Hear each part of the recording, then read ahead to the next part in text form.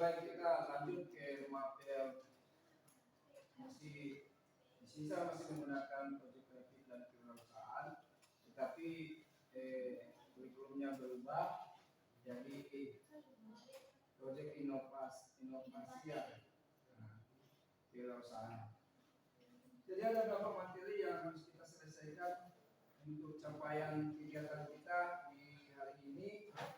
Adalah yang pertama di sini kegiatan mengenai produksi. Sebelumnya saya sudah membahas satu materi tentang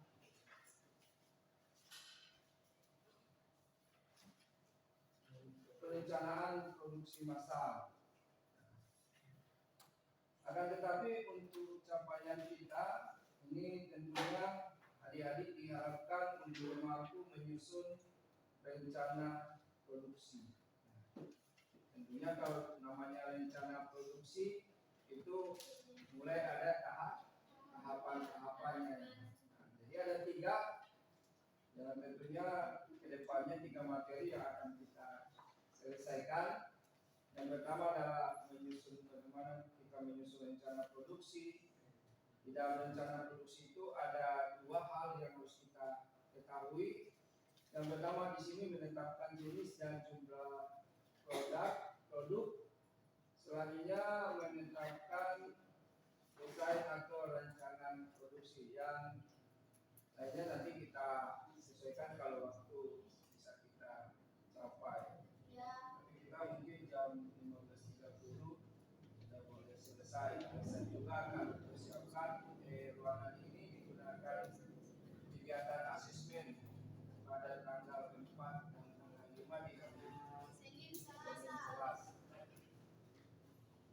Baik adik-adik sekalian, di sini saya sudah menyediakan satu topik materi tentang menyusun rencana produksi. Jadi kalau namanya menyusun, berarti kita akan melakukan suatu tindakan atau suatu strategi.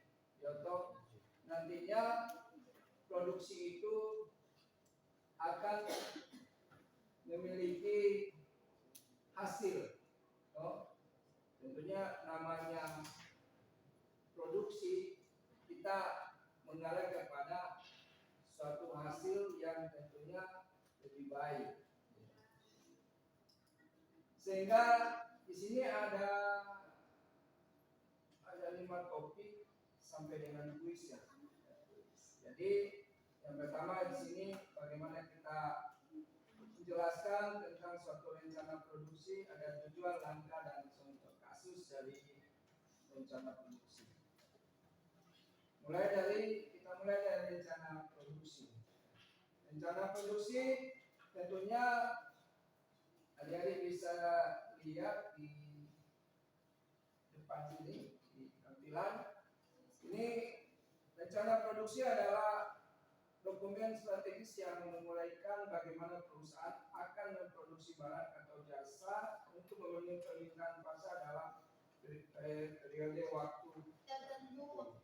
Jadi rencana produksi ini tentunya kedepannya pasti kita akan membuat, ya toh. Namanya rencana tentunya sesuatu hal yang kedepannya kita akan lakukan. Mungkin contoh saat ini kita ada rencana kedepannya pengen kuliah, misalkan sedikit ini ya, kuliah. Apalagi saat ini kuliah ini ada yang berbasis nilai tanpa ikut tes, ya kan? Tanpa ikut tes, hanya dengan nilai dia bisa dinyatakan lulus. Ada juga yang berbasis tes, ya kan? Dengan berbasis tes, nilainya yang menentukan dia lulus. Ada berbasis yang kategori keluarga tidak mampu, itu ada namanya kuliah, ya kan? Jadi kalau kita rencana ke depannya pengen hal-hal itu akan terjadi di dalam kehidupan kita, maka kita mulai ada strategi yang kita susun. Dari mana? Misalnya rencana kuliah berarti dari kelas 10.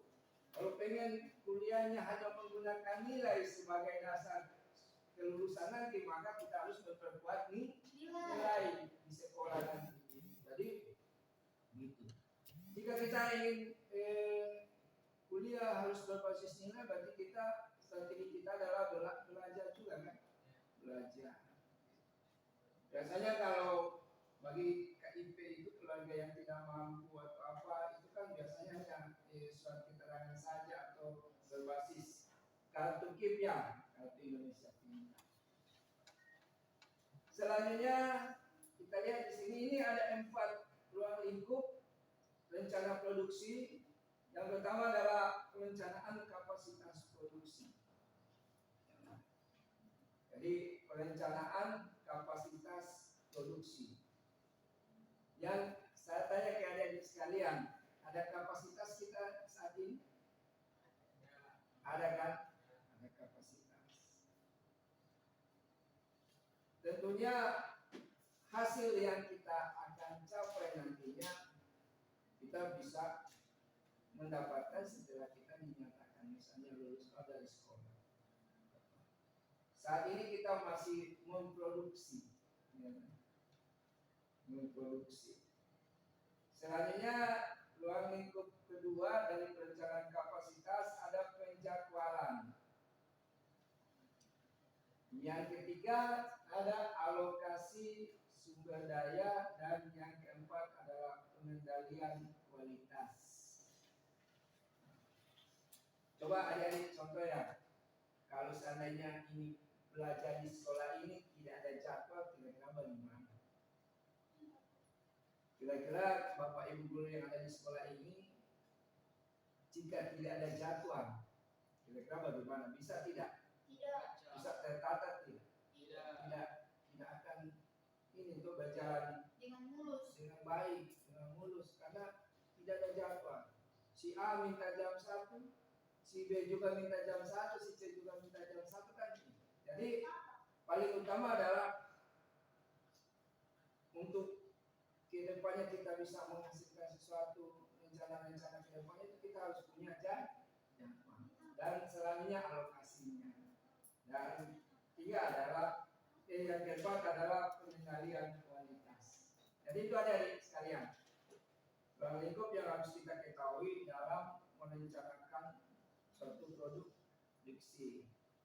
Di bawah ada pertanyaan ya, mengapa penting? Ya toh, mengapa penting rencana produksi? Di sini yang kita lihat ada 3 hal. Ada 3 hal. Nanti jangan dulu menulis, ya. Nanti saja menulis itu. Ya, menulis tenang saja, perhatikan dulu ke depan.